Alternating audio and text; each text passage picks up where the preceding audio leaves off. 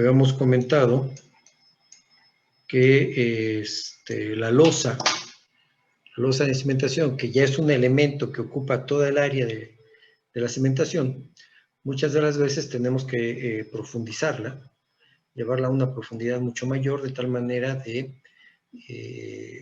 hacer válido el fundamento de que a mayor profundidad, mayor resistencia. Entonces, en este sentido, bueno, pasamos de losas a cajones de cimentación. Muchas de las veces ese hueco que queda ahí abajo se utiliza para estacionamientos.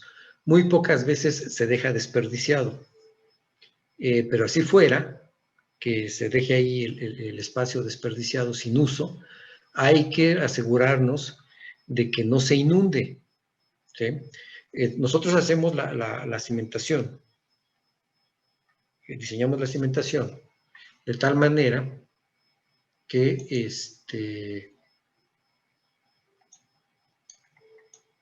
la suma de Qs, ¿recuerdan? Que la suma de Qs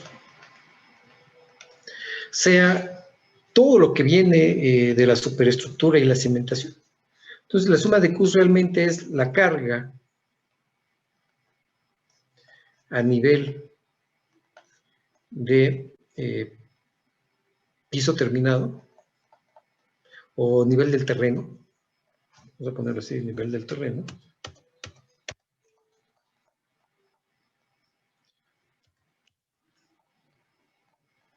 Y le vamos a sumar el peso de la cimentación. De forma general, ¿no? Entonces, cuando en los ejercicios que hicimos clases previas, para zapata aislada, ¿recuerdan? Llegaba una carga P, calculábamos el peso del dado, calculábamos el peso de la cimentación, de la losa, y luego también le incluíamos el peso del relleno.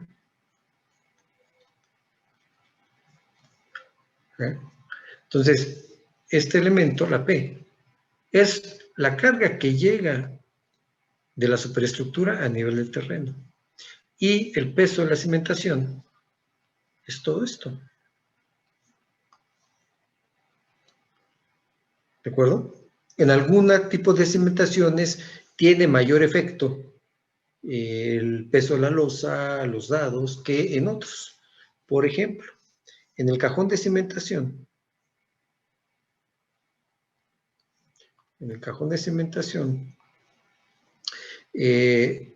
tenemos la superestructura, desde luego, y luego acá abajo tenemos lo que es la cimentación. Pero esta cimentación tiene muros, ¿sí? Un muro puede ser este otro puede ser muro, ¿no? Entonces los muros son columnas. Por ejemplo, aquí pudiéramos tener una columna.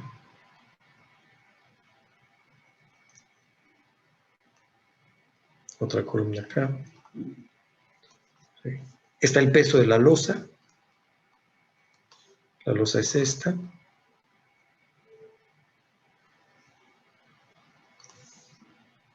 ¿De acuerdo? Entonces, en este caso del cajón de cimentación, todos estos elementos forman el peso de la cimentación. ¿De acuerdo? En el cajón de cimentación. Ahí es donde lo vamos a considerar. Y utilizaremos entonces los elementos que tengamos. Acá no hay dado, no hay, a lo mejor hay contratraves, las ponemos aquí abajo las contratraves. Tendríamos que considerar el peso de las contratraves. Aquí abajo también. Contratraves. Profesor. Sí. Por decir, en el artículo que nos mandó, venía también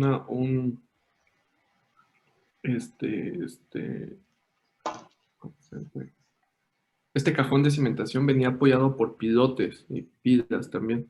Eso también Eh, forma parte de las... sí, ahorita estamos todavía en cajón, todavía no, todavía no pasamos a ese otro elemento, Ok, ok. ¿no? Pero ahorita es el cajón. Y estoy nada más aquí ejemplificando cuáles son los elementos que tengo que considerar en el peso.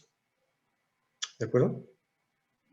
Entonces, si nosotros tenemos que este sótano va a estar vacío y pudiera tener un nivel de agua, a lo mejor también tenemos que tener aquí el esfuerzo por el agua, ¿no? O a lo mejor pudiéramos tener que hay material fino o material arenoso, por ejemplo, que lo colocamos ahí de manera obligatoria para generar un poco más de esfuerzo. Y a eso le llamamos, y es válido colocarlo, y lo llamamos lastre. ¿Sí? Entonces acá también el lastre tendremos que considerarlo.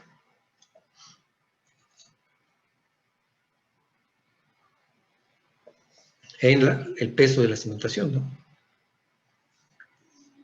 Para considerar el efecto. ¿De acuerdo? Entonces tendríamos que en los cajones de cimentación, que son cimentaciones del tipo compensado o parcialmente compensado, lo que hacemos es una excavación, retiramos material, el material excavado, y luego construimos la cimentación. En el proceso de la excavación, lo comentamos la clase pasada, tenemos que tener mucho cuidado, porque tendríamos que, cuando hacemos la excavación en el terreno, a una cierta profundidad,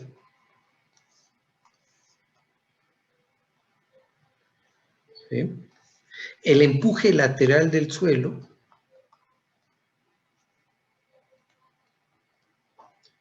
¿sí? Puede generar una inestabilidad de talud.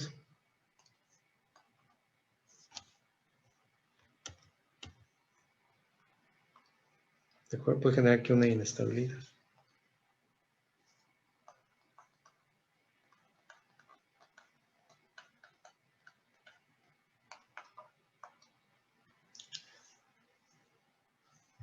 En un principio. Entonces, lo que tenemos que hacer es colocar un elemento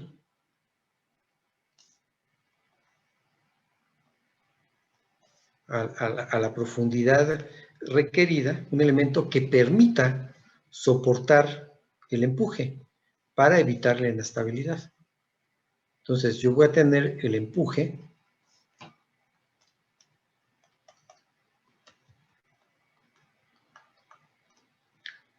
al nivel de excavación. Entonces, puedo llevar a más profundidad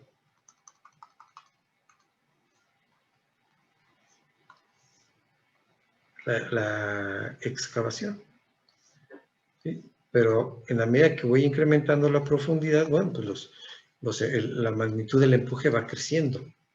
Entonces, el elemento que yo coloque aquí debe de ser lo suficientemente robusto, lo suficientemente resistente para soportar el empuje. Y generalmente a esto es o tabla estaca,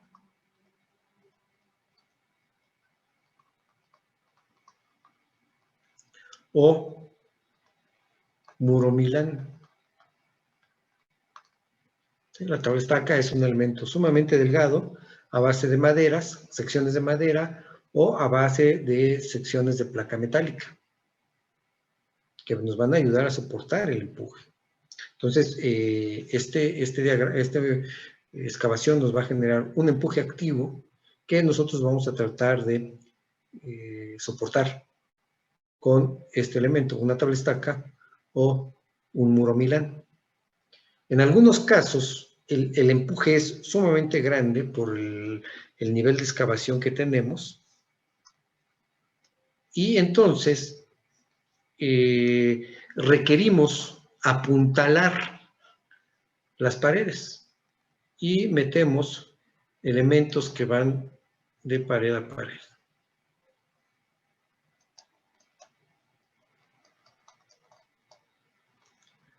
¿no? Que son puntales o troqueles. ¿Sí? Entonces, estamos apuntalando el muro. Entonces, el empuje de un lado ayuda a hacer la reacción del otro lado, para lograr tener la excavación sin problemas de que se colapse, de que falle, ¿no? Entonces aquí el empuje de tierras es importante determinarlo, porque si no se nos colapsa la excavación, se nos cierra la excavación. Y eso es un riesgo bastante importante para las personas que están trabajando al interior de la excavación. ¿De acuerdo? Entonces, en ese intento de nosotros llevar a mayor profundidad la cimentación, pues nos obliga a hacer excavaciones mucho más profundas. Y entonces podemos tener como problemas la inestabilidad del talud, que las paredes se colapsen. Entonces tenemos que colocar un elemento que soporte el empuje de las paredes. Pero en la medida que vamos incrementando la carga, o más bien que estamos haciendo la excavación, que va creciendo la excavación, empieza a tener importancia otro tipo de falla, que se llama la falla de fondo.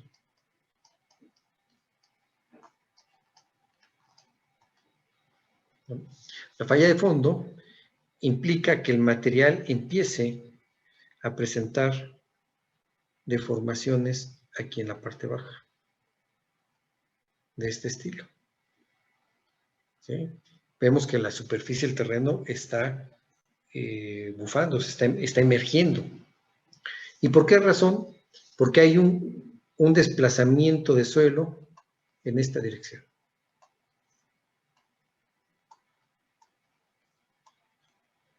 ¿Sí?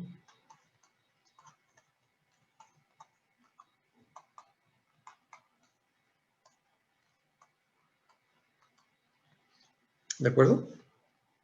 Entonces, por este desplazamiento de suelo vamos a tener la falla de fondo. Bien. Vamos a ver. El terreno lo tenemos aquí. ¿Se acuerdan que hicimos un símil con una balanza? Vamos a colocar nuevamente aquí la balanza.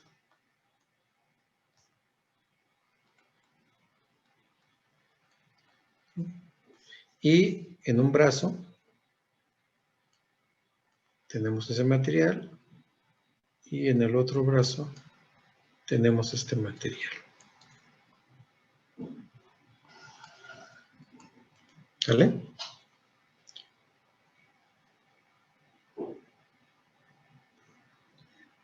A ver, les pregunto, ¿qué va a pasar con esta balanza cuando yo realice aquí la excavación?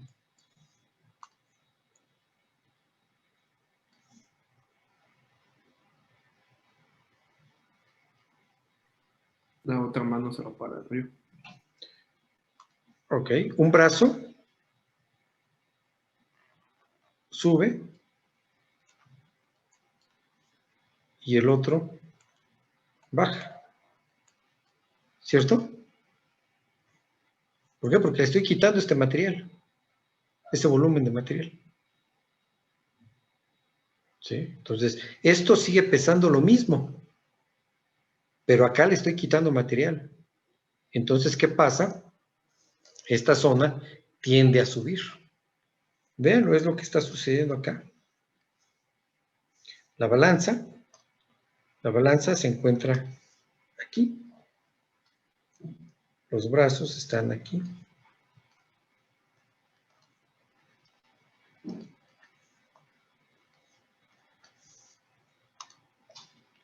¿Qué pasa si yo excavo material acá? La balanza sufre este movimiento. ¿Sí? La carga aquí no la modifiqué, pero le quité peso acá. ¿De acuerdo? ¿Ven el efecto que ocurre en la balanza? Una baja y necesariamente hay una reacción del otro lado. Si una baja, necesariamente la otra sube, que es lo que estamos aquí teniendo. ¿Sí? Y a esto es precisamente lo que llamamos la falla de fondo. El terreno al pie de la excavación, abajo en la excavación, debido a que le estamos quitando material de la parte alta, ese material empieza entonces a presentar expansión. Pero esa expansión no es por relajación de esfuerzos, sino más bien es por el flujo del material, por el desplazamiento del material lateral. ¿Sí? El que se encuentra a un lado de la excavación es el que está fluyendo. ¿Sí? Imagínense que son vasos comunicantes. Entonces le quito de un lado y ¿qué va a tender a hacer? A equilibrarse. ¿Cierto? Eso es la falla de fondo. Y se presenta cuando llevamos a cabo excavaciones muy grandes. Entonces la logística para las excavaciones es demasiado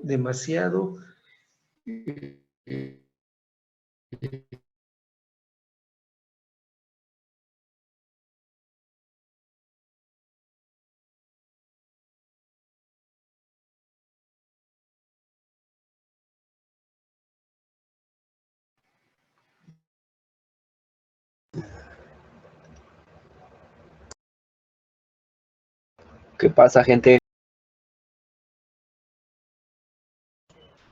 Profesor, Buenas noches. Creo que se fue. Se fue el profe. Sí, es lo que... a lo mejor en lo que se cambia de red.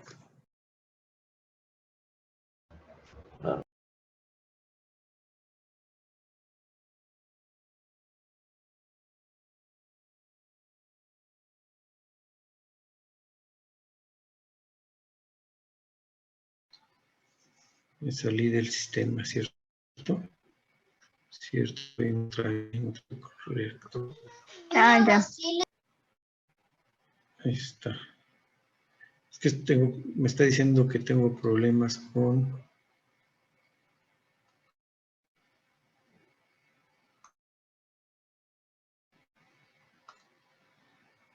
Y ya estoy... ¿Ya me escuchan? Sí, todavía no vemos su pantalla. Sí, profe. Sí, ya. ¿Ya me escuchan? Perfecto. Oh, estoy nuevamente... No sé por qué no me... Automático.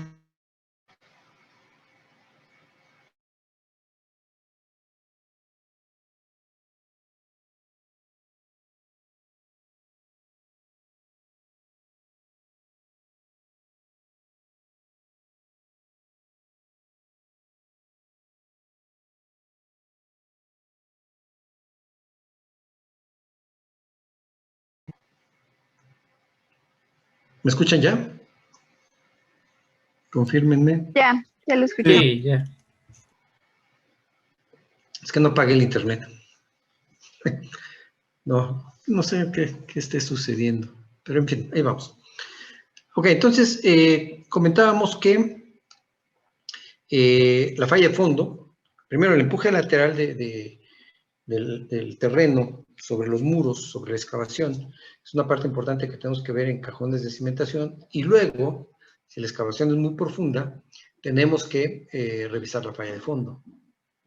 Como es muy preocupante esta este tipo de falla, el proceso constructivo es bastante peculiar. En algunos casos se recurre a lo que se llama la construcción en niveles gemelos. Y los niveles gemelos es construir hacia arriba un nivel, lo mismo que hacia abajo un nivel de cimentación. Construimos hacia arriba un nivel de superestructura y hacia abajo un nivel de excavación. Es un proceso bastante arduo y peligroso. Entonces, a ese es una construcción de un nivel hacia arriba y un nivel hacia abajo. Lo llamamos niveles gemelos. Y es precisamente para evitar el problema de falla de fondo. ¿De acuerdo? ¿En qué momento se ve esa falla, ingeniero? Depende mucho del tipo de suelo. Depende mucho de la altura, ¿no? Sí, ¿cómo se identificaría? ¿En qué momento se empieza a presentar? Bueno, la identificamos porque el suelo empieza tenemos expansión de la parte baja, aquí abajito. Empezamos a visualizar la expansión del terreno. Entonces hay que evitarlo. ¿De acuerdo? ¿Y de qué va a depender? Pues igual que la capacidad de carga, depende de las propiedades de C y de Φ. La altura va a depender de C y de Φ. ¿Sí? En su momento lo vamos a determinar. ¿Cómo definir esta? ¿Cuál es la máxima profundidad a la cual podemos llevar una excavación sin que genere falla de fondo? ¿De acuerdo? Entonces, en este caso estamos hablando de excavaciones bastante fuertes. Y les digo, procesos constructivos muy especializados para poder realizar esta excavación. Bien, en algunas ocasiones, el hecho, bueno, antes de pasar a esa parte, habíamos comentado que cuando estamos hablando de un cajón de cimentación, tenemos que identificar el incremento neto de presión. Y el incremento neto de presión lo habíamos definido como la suma de Qs entre V por L, que es la presión neta, menos el gamma de F. ¿De acuerdo? Entonces, incluso hicimos un cálculo y vimos que el Qn era un valor negativo. ¿Recuerdan? Y que nos implicaba movimientos hacia arriba. O puede ser positivo, esta diferencia puede ser positiva. Y esas condiciones le llamamos una cimentación parcialmente compensada. Cuando el Qn es igual a 0, ¿sí? Que la suma de Q entre V por L menos el gamma de F nos dé un valor de 0, estamos hablando de una cimentación totalmente compensada. Y comentábamos que cuando ocurre eso, como le quitamos el mismo material que le vamos a poner, el suelo no va a visualizar ningún incremento de esfuerzo. Por lo tanto, los asentamientos serán mínimos. ¿Sí? En muchos casos el problema no es los asentamientos. A lo mejor tampoco la capacidad de carga. En muchos de los casos el problema estriba en la construcción de cajones de cimentación. Pero hay algunas ocasiones que ni el cajón de cimentación nos permite llevar una carga, tener salvado el problema de capacidad de carga. Entonces recurrimos a otro tipo de cimentaciones. Entonces pudiéramos tener que la superestructura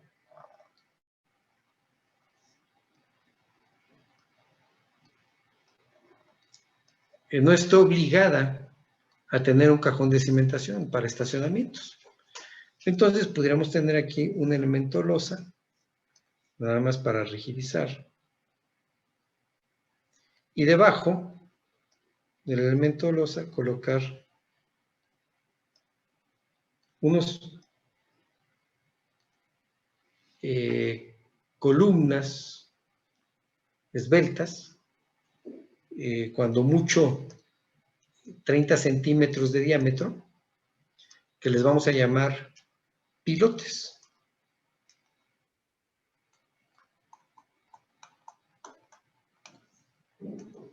Entonces, los pilotes tienen un phi, cuando mucho, 30, 40 centímetros de diámetro. Pueden ser cuadrados, de sección cuadrada, pueden ser circulares, puede ser sección I, ¿no? Pueden ser de concreto, pueden ser de madera,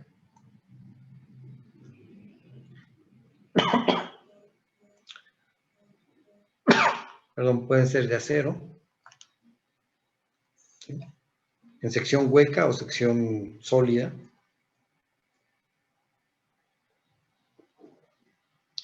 ¿De acuerdo?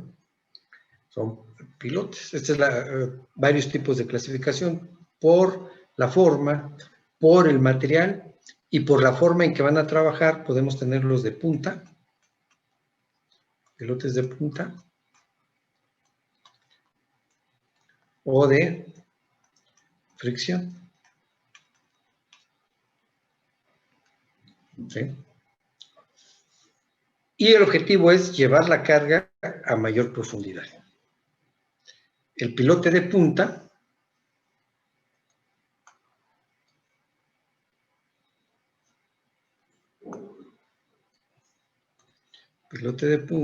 lo que haríamos es la carga que es transmitida hacia el pilote, la vamos a llevar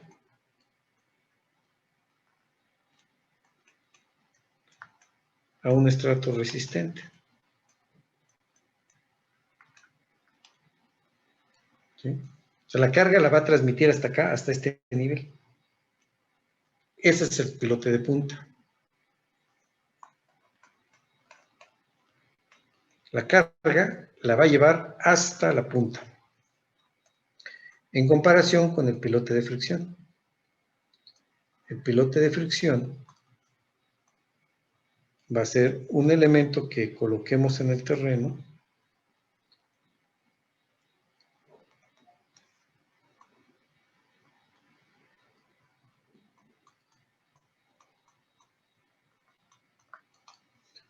y lo que vamos a hacer es que el cortante o la fricción que se genere a todo lo largo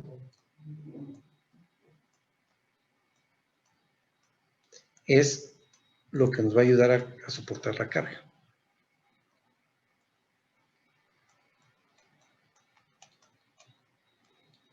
¿De acuerdo? Entonces, la punta lleva la carga hasta este nivel. Digamos, aquí va a estar aplicada la carga. Ahí la transmitió.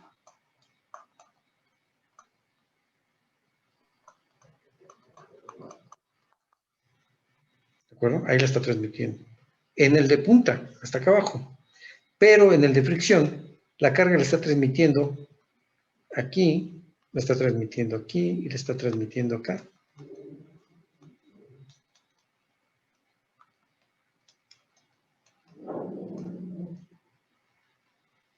¿Estamos de acuerdo? Es la fricción. Agarren su pluma y nuevamente colóquenla en su dedo y aplíquenle una carga en la parte superior. Ahí estamos haciendo trabajar a la pluma en punta, como si fuera punta. ¿De acuerdo? De esta manera. Esa es punta. Ahora, agarren la pluma, presionanla con la mano y traten de aplicarle la carga en la parte superior. ¿Qué sienten en sus manos? En la mano que está agarrando al lápiz. Resistencia.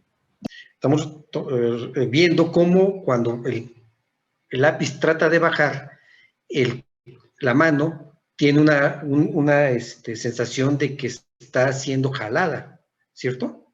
Que es finalmente fricción. Eso es la fricción que se está generando. El pilote está generando fricción sobre la mano o viceversa. El amarre que estamos logrando con la mano es el que nos está ayudando a soportar la carga que estamos aplicando. ¿Sí? Y es por fricción a lo largo del fuste del pilote. Entonces, los pilotes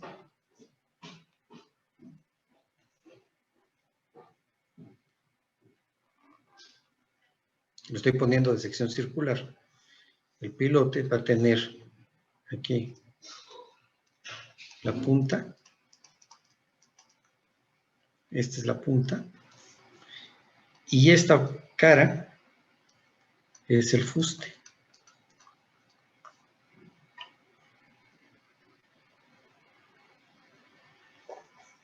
Toda la cara es el fuste. Toda la cara es el fuste. Entonces vean, tiene una superficie muy grande para soportar la carga. ¿De acuerdo? El pilote se construye fuera del sitio de última disposición, ¿no? A lo mejor lo construye una fábrica, lo venden en Home Depot, y no estoy haciendo promoción de la tienda, solamente estoy ejemplificando que lo podemos ir a comprar a cualquier parte del pilote. Lo llevamos al sitio y ahí lo metemos en el terreno. El colocarlo en el terreno se llama hincado de pilote. Vamos a hincar el pilote. ¿Sí? Y el hincado generalmente lo hacemos mediante golpeteo. Vamos golpeando el pilote para penetrarlo en el terreno.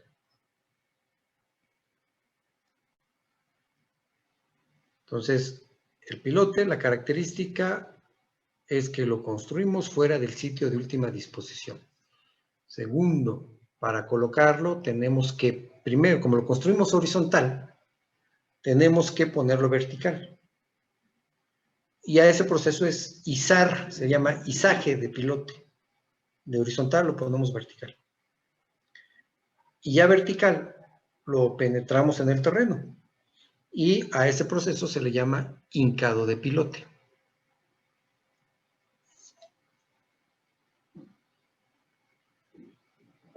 La máquina con la cual vamos a hincar el pilote se llama piloteadora.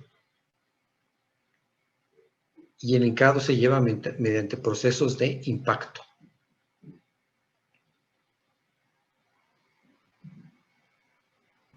Profesor, Sí. aún no sé exactamente entre la diferencia entre los dos dibujos.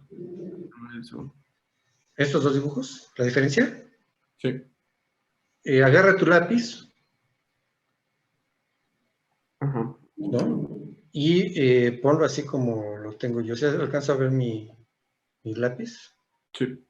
Y aplícale presión, Ok. ¿vale?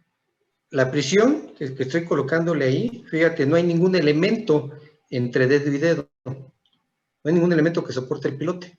Así es como estaría trabajando, por punta.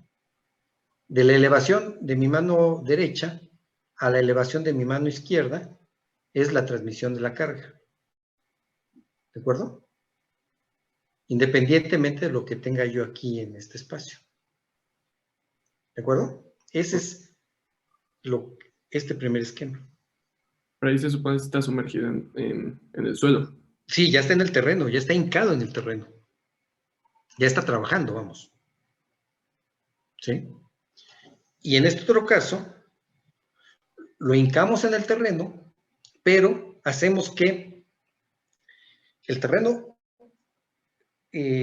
agarre al pilote, todo el terreno lateral, ¿no? Por eso es que les dije, agarren la pluma y sopórtenla con la mano, agárrenla con la mano, métanle una presión y luego intenten aplicarle la carga a la pluma o al lápiz y sientan cuál es el efecto que vamos a generar. con ese pilote, el efecto en la mano con ese pilote. Entonces vamos a sentir la fricción que se desarrolla, pero es a través de todo el fuste, es lo que estamos aquí indicando. La fricción a través de todo el fuste es la que me va a ayudar a soportar esta carga. ¿Esta carga de dónde viene? De la superestructura. ¿Y esa cómo se logra, esa como compactación, esa abrasión a la pila? Solito. Solito el suelo lo va a generar sobre el pilote. Acuérdate, ¿cómo metemos al pilote? A golpes. Sí. Al irlo metiendo a golpes, se va generando la densificación del material lateral. Okay. Vamos a ver. Imagínate que tenemos este material así.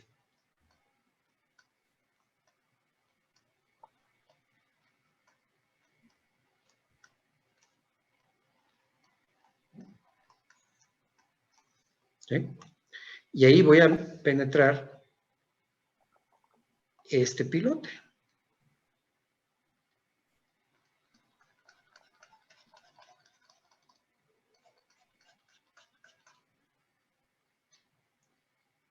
¿Qué va a pasar cuando yo le aplique aquí impactos?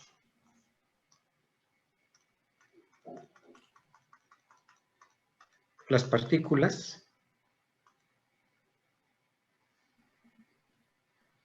Hoy no sé.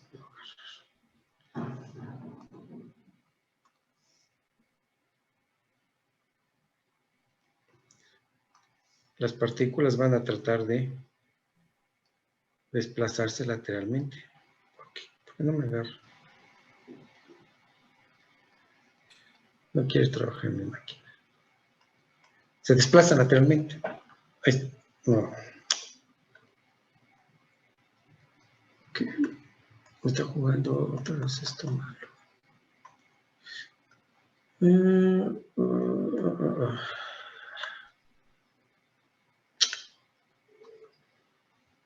Bueno, entonces cuando tratamos de penetrar este elemento aquí, en el terreno, ¿sí? Para que pase, ¿qué debe ocurrir primero? Que las partículas se desplacen lateralmente. Sí, pero se ve despacio. Para hacer el espacio, ¿no?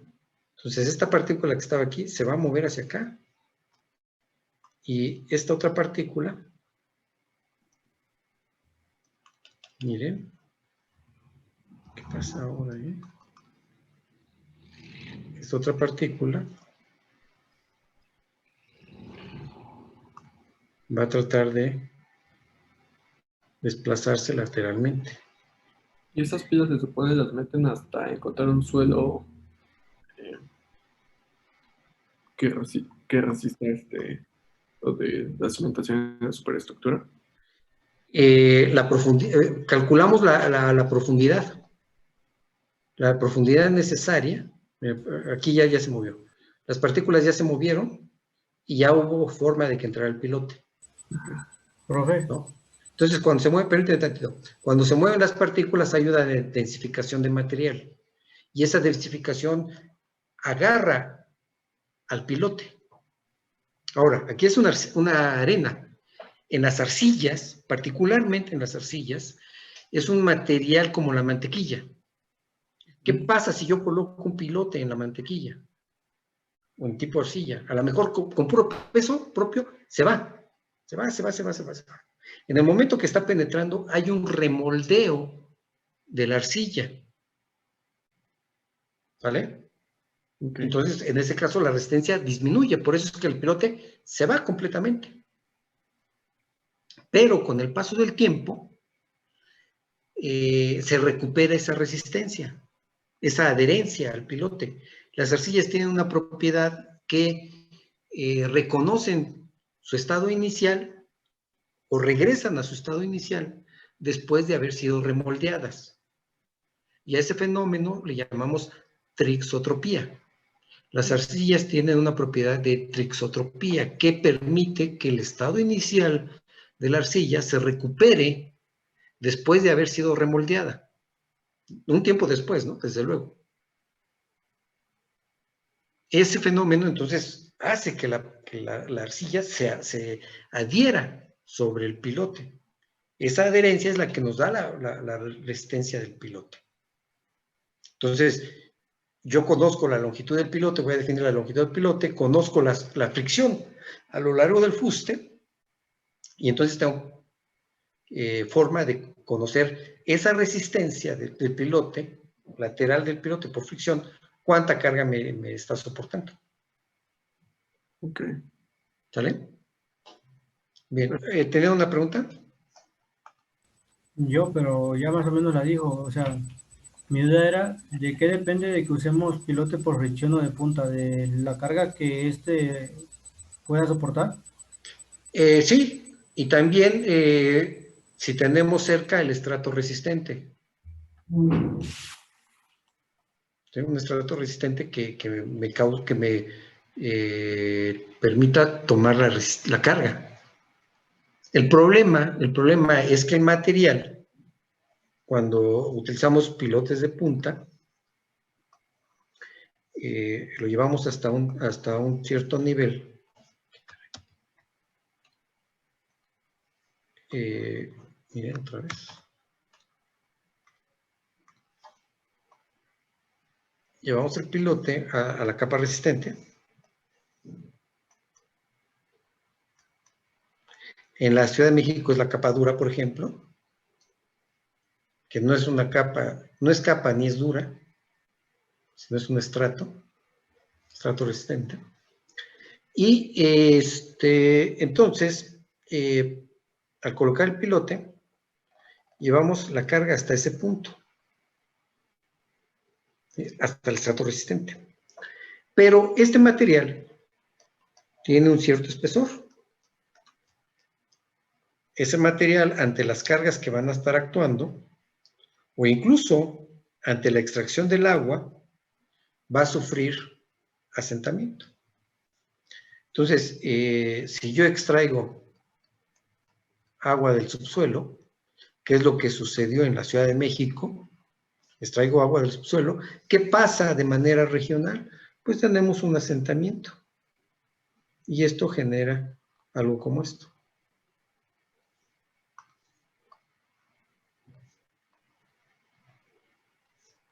¿Y la estructura qué le pasó?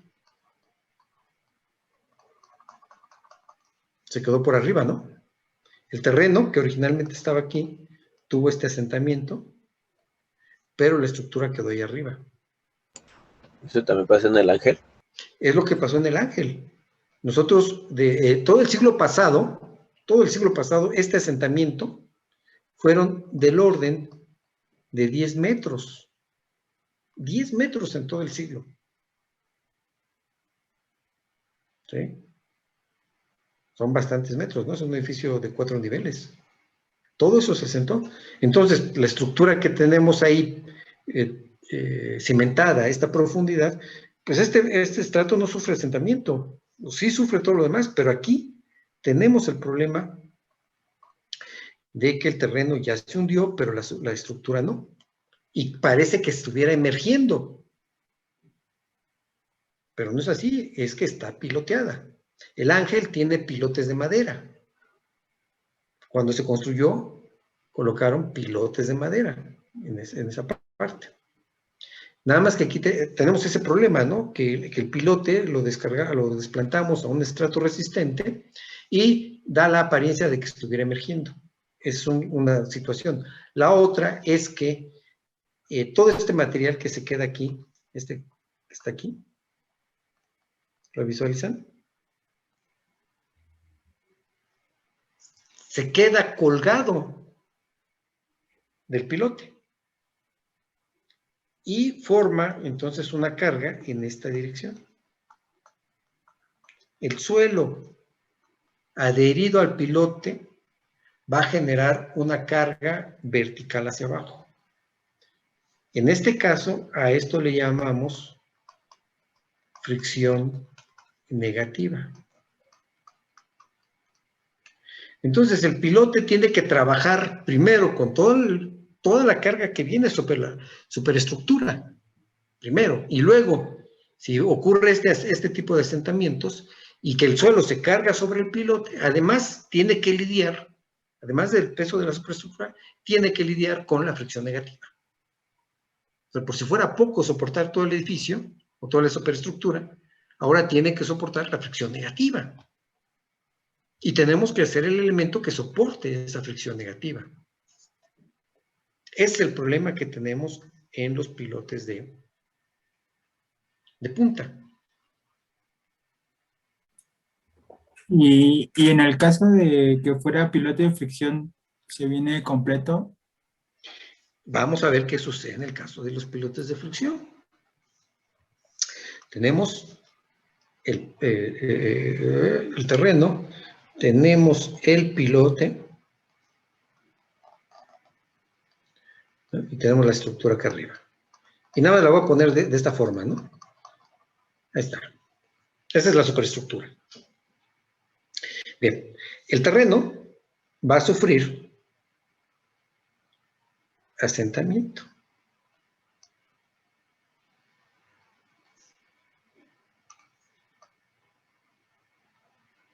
¿Sale? Entonces, lo que vamos a hacer es que el pilote se diseñe de tal manera que con un pequeño sobreincremento falle, o no que falle, más bien que presente desplazamiento. Entonces, el pilote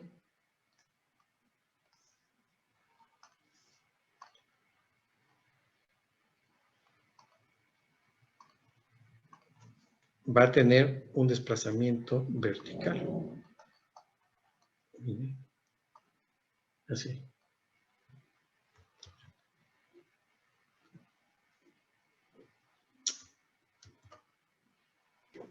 Profesor, una pregunta. Sí, dime.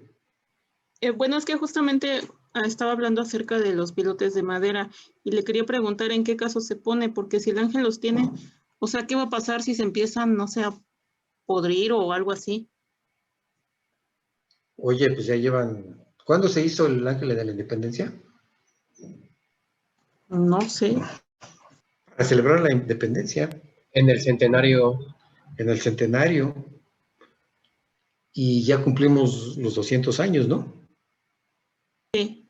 O sea, ya llevan 100 años. 110 años, porque ya estamos en 2020. 110 años los pilotes. Y no tienen ese efecto tan remarcado. ¿Cuál es la situación? ¿Cuál es el proceso por el cual un elemento se pudre? Llámese la madera. ¿El agua? ¿La humedad? El Titanic está hundido y así como oxidación, pérdida de sección, no se tiene muy avanzada. Efectivamente es el agua, pero también la presencia de oxígeno. Cuando interactuamos agua y oxígeno, es cuando generamos, o más bien, cuando se acelera el deterioro de los materiales. Por eso es que el Titanic o los barcos hundidos, pues prevalecen, porque no hay ese intercambio de iones. Y así sucede con la madera. No es la única estructura que está cimentada con pilotes de madera. La basílica, la catedral, una parte tiene pilotes de madera. Vamos, los españoles sabían que la técnica para cimentar era con pilotes de madera. No había concreto en ese momento. Entonces utilizaban la madera. Gracias. Nunca me había puesto a pensar en eso. Véanlo. Sí, son algunos procesos bastante interesantes, ¿no? Si tienes ese cambio de nivel de agua y la presencia del oxígeno, es cuando tenemos la formación, el desarrollo de ciertos aspectos. Por ejemplo, el agua que está viajando a través de la roca, es un proceso natural. Hay agua por todos lados y viajando a través de la roca, a través de las discontinuidades, a través de la matriz de roca. Pero si llega a haber un espacio, un hueco en donde entra el oxígeno, entonces los minerales que de algún lado diluyó el agua, cuando encuentra el oxígeno en el agua, empiezan a solidificarse, ¿no? Y entonces en esas cavernas podemos visualizar estalactitas o estalagmitas, ¿cierto? ¿Qué es? Son carbonatos, son silicatos y erosionados de algún punto, transportados por el agua, y seguirían siendo transportados por el agua toda la eternidad, pero en el momento que encuentren un espacio en donde hay oxígeno, la presencia del oxígeno hace ese proceso químico de separación de los minerales del agua y se empieza a generar la solidificación de esos minerales, silicatos o carbonatos, formando estalactitas o estalagmitas.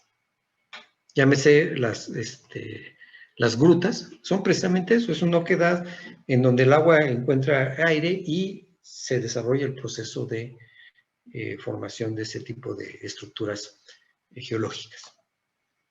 ¿Sí? Pero, ¿qué es el oxígeno? La presencia del oxígeno. Profesor, ¿Sí? disculpe, ¿y usted sabe cuál es la madera que utilizan para hacer estos pilotes? O bueno, ¿cuál es la madera que más resistiría a este fenómeno de oxidación? ¿Cuál utilizaron? No estoy seguro. ¿No? Pero a la madera le puedes dar el tratamiento para que soporte el agua. Hoy día vas a una casa de materiales y buscas maderas para exteriores y te venden madera tratada, que te soporta perfectamente los embates del clima, incluyendo esta, ¿no?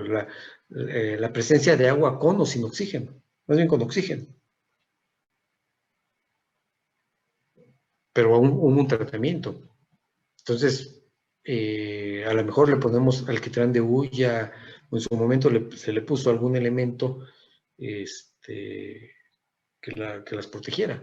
Y si lo hacemos así, van a soportar bastante la madera, ¿no? Y si no, pregúntenle a los árboles, ¿qué es lo que tienen abajo de raíces? Es la misma madera, ¿no? Nada más que en otro estado. Pero pues ese es el que está en contacto con el agua. De hecho, es la que absorbe el agua. ¿Cierto o falso? Entonces, hay un tipo de madera en específico que se puede utilizar, pero podemos hacer cualquiera, dándole el tratamiento necesario.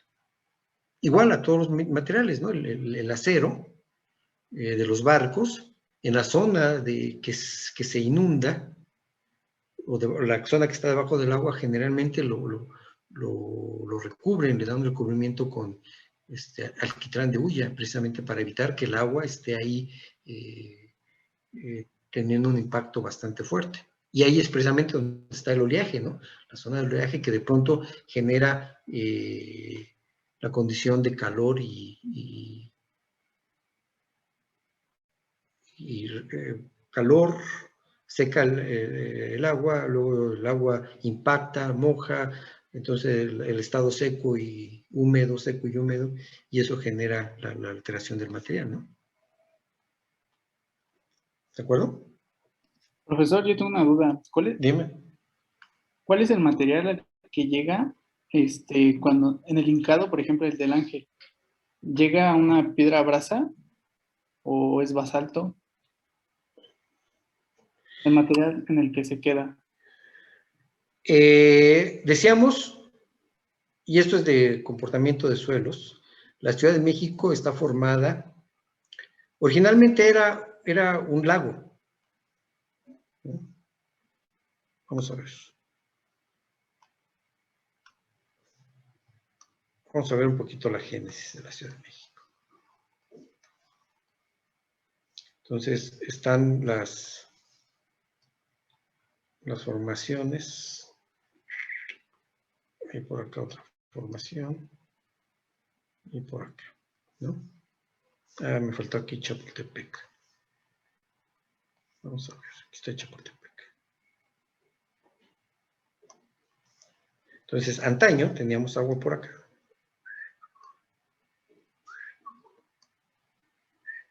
¿No? Entonces, las lluvias que caen por acá arriba, escurren a través de la superficie, erosionando y transportando ese material. En las zonas cercanas a las laderas, pues vamos a encontrar materiales gruesos, de diferentes características, ¿no? Pero en el grueso del lago, ya al interior, pues como viene aquí el agua con una cierta velocidad, trae partículas en suspensión, como esa agua pierde velocidad al entrar al lago, pues todos esos materiales en suspensión tienen tiempo de decantarse, de depositarse. Entonces se fueron depositando, se fueron colocando ahí al fondo. ¿Cuánto tiempo ocurrió esto? Híjole, ni idea. Se dice que Dios creó al planeta Tierra un 26 de abril de hace miles de millones de años. Por ahí de las 6 de la tarde estaba construyendo o definiendo cómo será la Ciudad de México, ¿no? Y entonces vienen los materiales, se van depositando. Luego tenemos por acá muy cerca un volcán, o unos volcanes. Uno es Don Goyo, ¿no? Que avienta material hacia el ambiente. Este material, que son cenizas volcánicas, pues invade todo el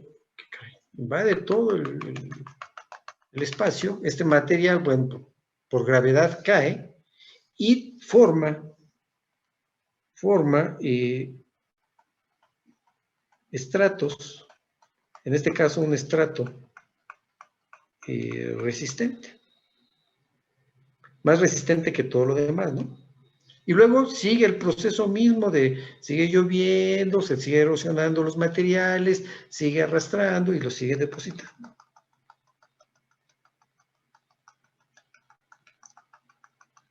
Y por acá, pues, todo el material grueso que cae de la parte alta, ¿no? De pronto vuelve a hacer erupción y me generó unos pequeños lentes.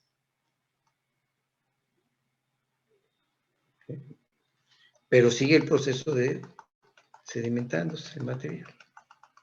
El material que trae de las partes altas del río, ¿no? Los ríos.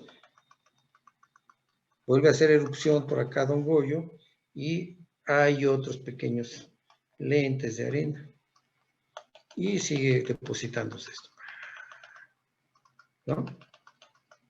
A alguien se le ocurre abrir por allá, por el norte, un tajo, que le llamaron el Tajo de Nochistón, para drenar toda esta agua.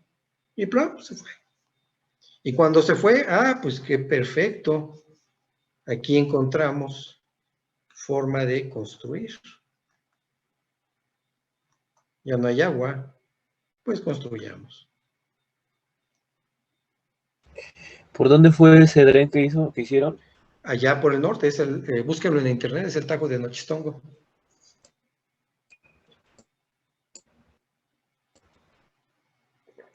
Y con eso se drenó parte del lago de Texcoco, lo que era el original lago del Valle de México, ¿no? Lago de Texcoco. Y ya nada más quedaron algunos ojos de agua, que es precisamente la zona de lo que era lo que ya muchos conocimos como lago de Texcoco, ¿no? Lo que era ya hacia el oriente de la Ciudad de México, ¿no? Donde hoy, o donde se pretendía construir el nuevo aeropuerto internacional de la Ciudad de México. Bueno, pues eran los últimos vestigios del lago de Texcoco, ¿no? Ya ven que decían, es que se va a inundar el lago. Pues sí, pues el agua va a reconocer su posición, y ese era un lago. ¿Sí? Entonces, de esta manera fue que se formó el Valle de la Ciudad de México. ¿Dónde metemos la cimentación? Los pilotes de punta, ¿dónde los pudiéramos llevar? Los llevamos aquí, ¿no? Lo llevamos hasta acá abajo, para que sea de punta, ¿no? Vamos, tenemos que estudiar el terreno para ver dónde es más propicio colocar los pilotes. En esta zona, en las zonas,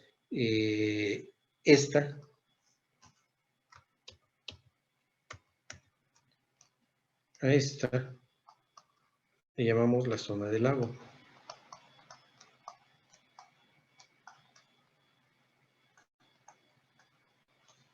A esta, donde tenemos materiales, incluso boleos, le llamamos zona de transición.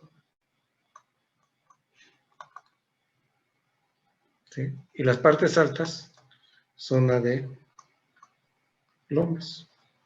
¿Profesor? ¿Sí? ¿De qué va a depender que sean pilas o pilotes? Ah, espérame, aguántame un poquito tu pregunta. Aguántame. Vale. Aguántame las carnes, que estoy todavía con la sopa. Bien, entonces tenemos pilotes de punta y tenemos pilotes de fricción. Y esta clasificación está muy enfocada a la forma en que van a trabajar. ¿De acuerdo? Y pueden ser de madera, pueden ser metálicos, pueden ser de concreto.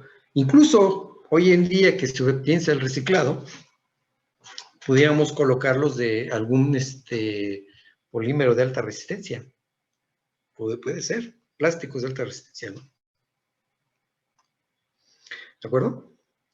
Bien, entonces, el pilote generalmente vamos a definir para la superestructura, ¿sí? Vamos a requerir un número de pilotes. Pueden ser 5, pueden ser 6, pueden ser 10, pueden ser 20, 40, 100, 200 pilotes. ¿Sale? Para poder transmitir la carga. Estamos hablando de superestructuras sumamente pesadas como para llegar a utilizar pilotes. Entonces, el número de pilotes que requerimos es bastante elevado. Cuando la densidad de pilotes, voy a ir acá, y lo tenemos aquí. Voy a colocarlo en planta como está, ¿no? Entonces, habíamos dicho que eran estos en planta. Tenemos, creo que eran 3 o 4 marcos, no me acuerdo, pero vamos a tener. Y vamos a pensar que lo más propio es que debajo de cada columna tengamos un pilote.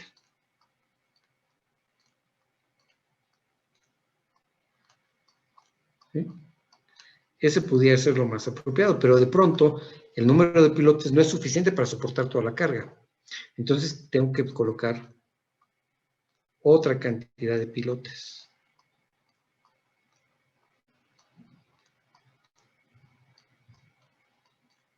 Si se dan cuenta, pues van directamente sobre los ejes. A lo mejor tengo contratraves y apoyo los pilotes en las contratraves. ¿De acuerdo? A lo mejor la carga no es suficientemente grande, la carga es suficientemente grande para utilizar el número de pilotes que dibujé. Entonces, a lo mejor necesito más. Y entonces voy a colocar tantos pilotes como sea necesario. Pero hay una regla.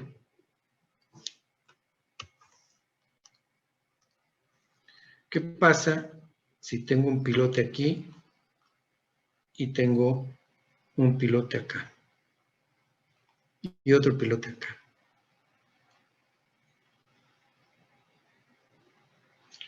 No van a trabajar adecuadamente. Este pilote va a interferir a este y este pilote va a interferir a este. Entonces, puede ser el caso en que queden pilotes muy juntitos.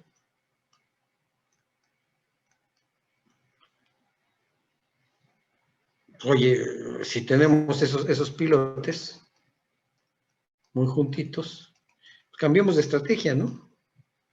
Metamos un elemento más robusto y un elemento más robusto. ¿Sí? Estamos hablando de 12 pilotes, lo cambié por 2 elementos más robustos, que son las pilas. ¿Lo visualizan? Profesor, y entre más robustos, a veces no es más factible ya hacer como una losa de cimentación y que las pilas o pilotes la soporten, la losa. Es que podemos hacerlo combinado, ¿no? Podemos tener una parte en cajón y otra parte soportada por pilote. O podemos colocarlo el pilote directamente sobre la losa de cimentación. O sobre la losa directamente. Vamos, necesitamos necesariamente debajo de la estructura tener una retícula muy rígida para transmitir las cargas hacia el pilote. Son puntuales los pilotes o las pilas. Entonces tiene que ser capaz de la losa soportar al pilote, o lo que coloquemos de superestructura soportar al pilote, o que transmita perfectamente las cargas al pilote. No conviene que debajo de la columna directamente vaya el pilote y vámonos hacia abajo, porque a lo mejor un pilote trabaja mejor que el otro y una columna entonces tiene mayor deformación que la otra y problemas bastante complejos. Entonces, colocamos una plancha, una losa de concreto que me ayude a transmitir mejor, de manera uniforme, la carga a cada uno de los pilotes, de tal forma que cada pilote reciba la misma magnitud de carga. Y trabajen de manera uniforme todos los pilotes. Y eso lo logramos con una losa. Esa losa, si la metemos a una cierta profundidad, porque requiero cajones de estacionamiento, entonces hago un cajón de cimentación combinado con pilotes. O un cajón de cimentación combinado con pilas. ¿Sí? No es una de manera individual, ¿no? Podemos hacer la combinación de ellas. ¿Sale? Entonces, la pila, cuando los pilotes están muy cercanos entre sí, cuando se rebasa, cuando no tenemos al menos 2 veces el diámetro de separación, lo que hacemos es intercambiar los pilotes por pilas. La pila, con un diámetro mayor a 1 metro, es construida en el sitio. Ahí hay que hacer la excavación, hay que meter el acero de refuerzo, hay que colocar el concreto para construirla en el sitio donde va a trabajar. Esa es la característica de la pila. Profesor. Sí.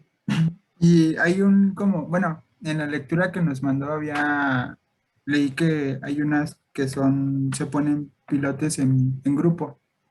¿Hay un cierto límite para ponerlos? ¿De cuántos van? No. Solo con que se cumpla la regla de más separados a un poco más del 2 veces el diámetro. Sí. Ok. Con esa separación, si cumple con eso, metemos pilotes, pero si ya no hay,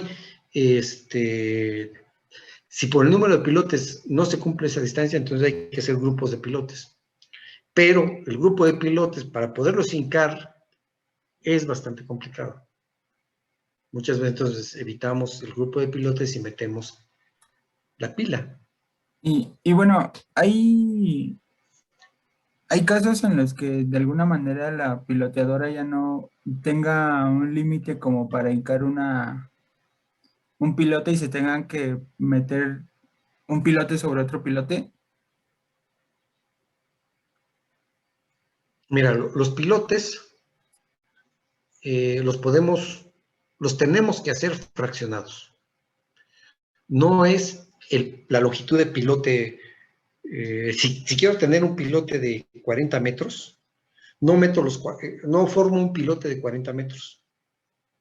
Formo a lo mejor pilotes de 4 metros y meto 10.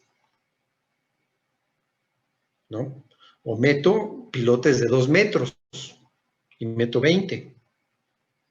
O a lo mejor meto pilotes de 10 metros y meto solamente 4. O sea, como los voy a fabricar, yo les doy las dimensiones. También va a depender mucho de lo que tenga disponibilidad de maquinaria. Si tengo una piloteadora pequeñita, pues necesariamente voy a hacer pilotes pequeños. Si tengo una piloteadora grande, marca Super, AAA, ¿no?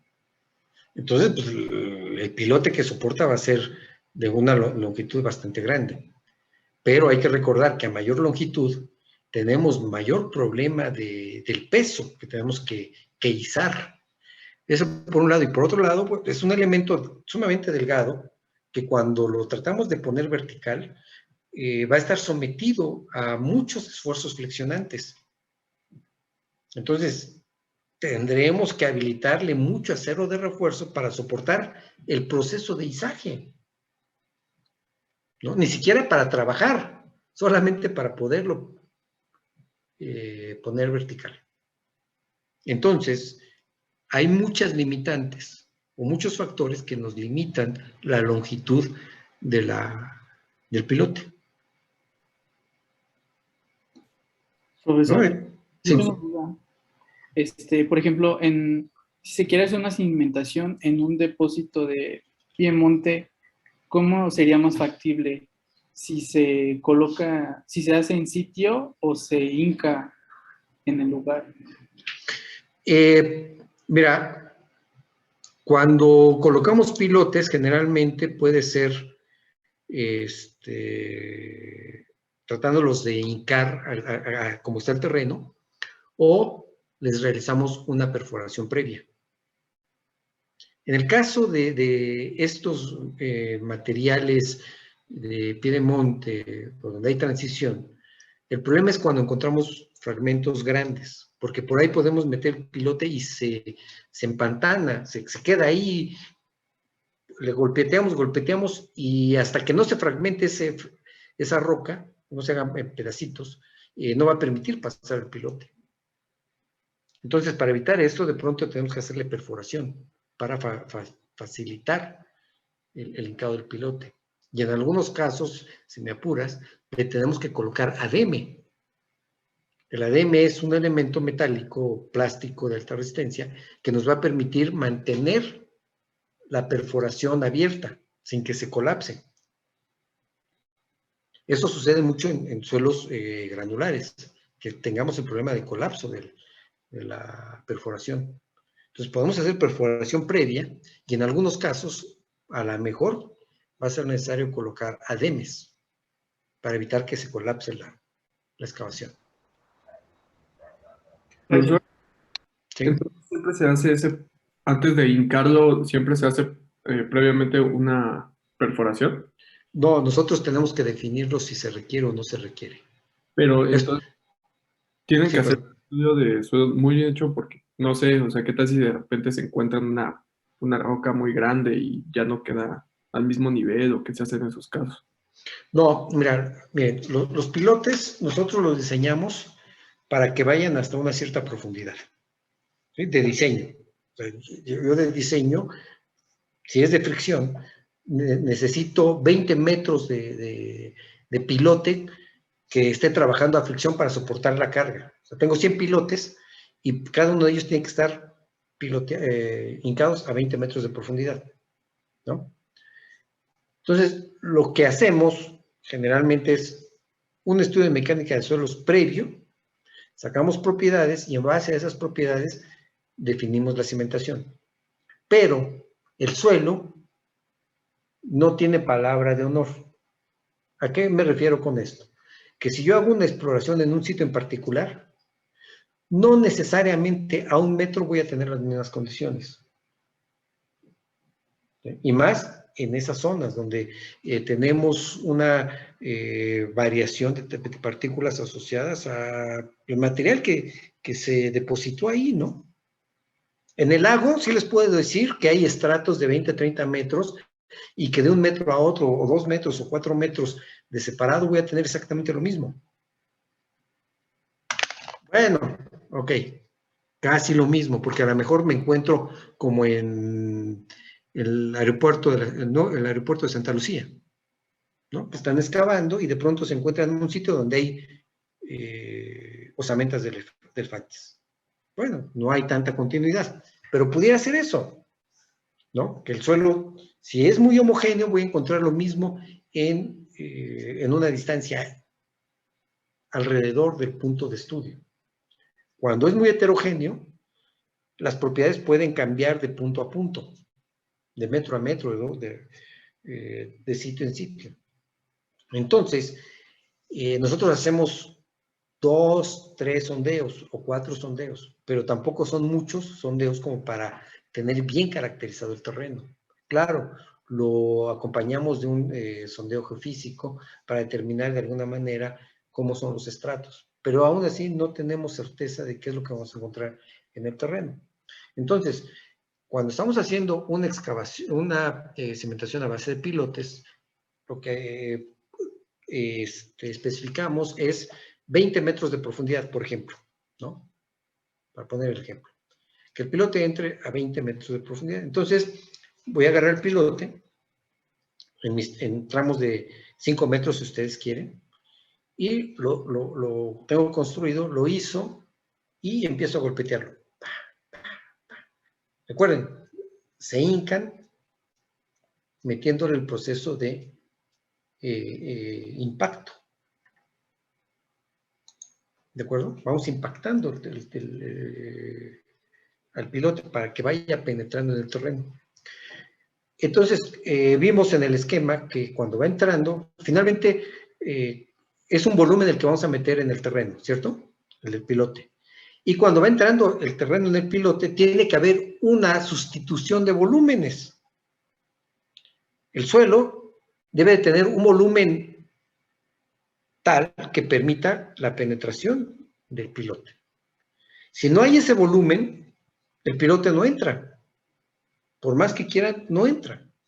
¿Estamos de acuerdo? ¿Sí? Traten de meter su pluma en la mesa. No tiene, no sé si sea de madera o de metal la mesa o de vidrio, no tiene el espacio para que penetre su pluma, a menos que hagan una perforación. Pero agarren la pluma, nada más que esto que no los vea su mamá, ¿no? Ahorita que termine la clase, agarren la pluma y utilicen el contenedor del azúcar y traten de meter el pilote. Yo no lo agarro porque me regaña mi esposa, ¿no? Y no se los muestro, pero ustedes, con mucho cuidado háganlo, metan la pluma o una cuchara en el interior del azúcar, digo, tampoco para contaminarla, y traten de hincarla. Vamos a ver que va a penetrar ese elemento en el azúcar. ¿Por qué? Porque el azúcar es granular y tiene un cierto espacio, y las partículas se van a ir desplazando. Visualicen ese efecto de desplazamiento del material, desplazamiento lateral de ese material. Si tratan de meter, por ejemplo, un vaso, no lo van a poder meter. ¿Por qué? Porque es un volumen mucho mayor el que intentan meterlo. Si el volumen es pequeño, la relación de vacíos que tiene ese material va a permitir que entre el material, la cuchara, ¿no? Si tratamos de meter un vaso, ya no vamos a poderlo meter porque el vaso tiene un volumen mucho mayor y el suelo no tiene esa cantidad de vacíos como para que permita que pase el vaso, ¿no? Entonces, eso puede suceder en el terreno, que nosotros estemos hincando, y lleguemos hasta 9 metros. No llegamos a los 20. Pero entonces aquí, cuando llegamos a 9 metros y seguimos golpeando, y el pilote no pasa, y no pasa, y no pasa, y lo sigo golpeteando, pues ya no va a pasar. ¿Por qué? Porque el material está ya tan densificado que no permite que pase el material. El pilote en particular. Entonces, tengo que aplicar la prueba de rechazo. O sea, tengo que garantizar que el pilote no se fracture con tanto golpeteo. Entonces, la prueba de rechazo implica que voy a detener el hincado del pilote cuando llegue a un número de golpes y el desplazamiento del pilote sea pequeñísimo. Por ejemplo, que llegue a 1000 golpes y que apenas hayamos desplazado o hincado el pilote 2 centímetros. O que el número de golpes sea 100 y que el desplazamiento, que el hincado llegue a 5 centímetros. ¿Sí? Ahí las pruebas de rechazo. Entonces, si estamos contabilizando el número de golpes para irlo penetrando, y llegamos a ese límite, a donde haya quedado el pilote, ¿eh? Si quedó a 9 metros, hasta ahí se queda. Por más que queramos meterlo, ya no podemos. Se supone que el pilote ya tiene esa suficiente resistencia para soportar la carga a la cual se le aplica, para la cual va a estar trabajando. Y si tenemos duda de que esté funcionando adecuadamente, pues le aplico una prueba de carga. A ese piloto en particular le empiezo a cargar, a cargar, y lo llevo hasta la carga de trabajo. Y quizás un poquito más. Y con eso me aseguro de que el pilote trabaje adecuadamente, con esa longitud corta. ¿De acuerdo? Entonces, por un lado, voy a llevar durante todo el proceso de hincado, voy a estar aplicando la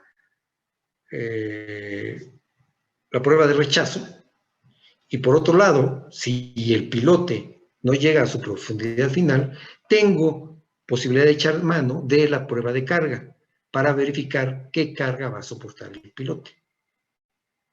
¿De acuerdo? Y con eso, entonces, aseguro que el pilote trabaje adecuadamente.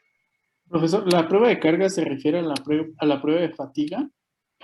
No, la prueba de carga es, le vas colocando al pilote. Voy a compartir, ya es el último que platicamos. Y al pilote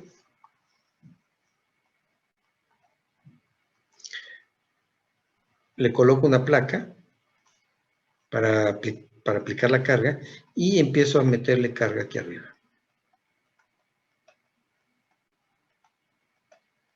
¿De acuerdo?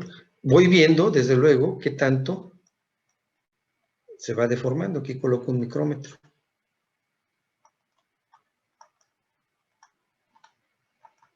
Entonces yo aplico carga y veo la deformación. Aplico carga y veo la deformación.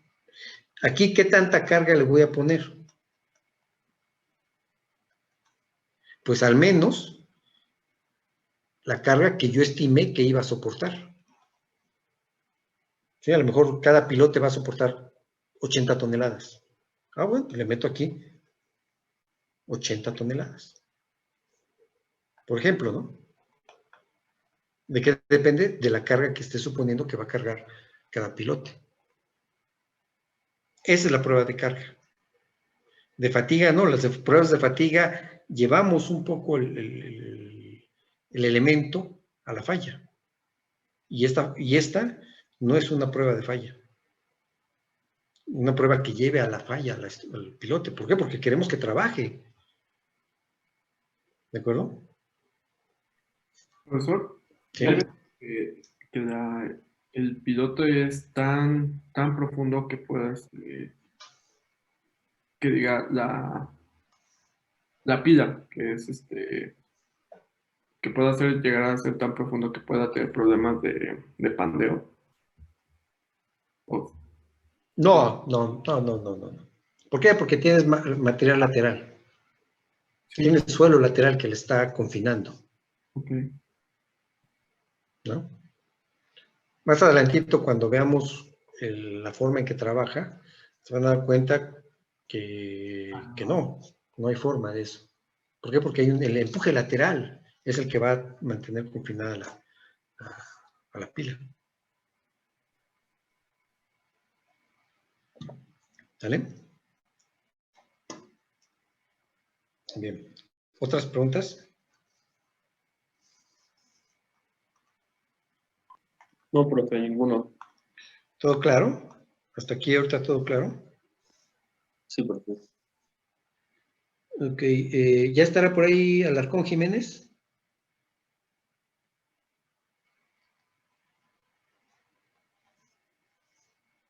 Chafre, no me permite salir. No, ¿verdad? No llegó.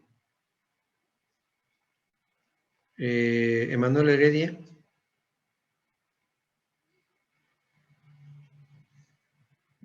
Vamos a tener que dejarlos fuera entonces.